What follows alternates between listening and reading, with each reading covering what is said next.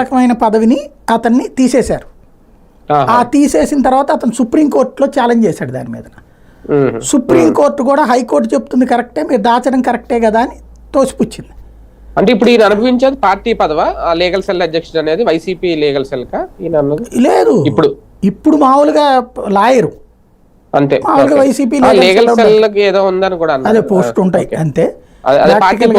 అంతే వాస్తవంగా అమ్మ ఎంపీపీ, అవును, అంటే ఇతను దిగిపోయేటప్పుడు వీళ్ళ అమ్మని ఎంపీపీగా పెట్టారు. అవును.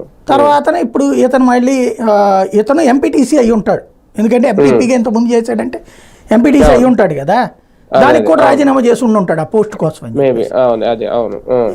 ఓ రకంగా పరిపాలన ఇతనే చేస్తున్నాడు అక్కడ, ప్రతి చోట కూడా మహిళల పేర్లతో చేస్తుంది, తల్లులు చెల్లెళ్ళు అక్కలు భార్యల పేర్లతో చేస్తోంది, భర్తలు కొడుకులు తమ్ముళ్ళు అన్నలే కదా చేస్తోంది. అలాగే పరిపాలన నడుస్తుంది. అది రెండు పార్టీల్లోనూ అలాగే తగలడింది. అందులో ఎక్కడో ఇనిషియేటివ్ తీసుకునే వాళ్ళు ఆ మంత్రి సవిత, అనిత ఇట్లాంటి వాళ్ళు, వనిత ఇట్లాంటి వాళ్ళు ఉంటారు తప్పించి మిగతాదంతా ఈ పాలనలే నడుస్తూ ఉంటాయి, మహిళల్ని ముందు పెట్టి నడిచేటటువంటి.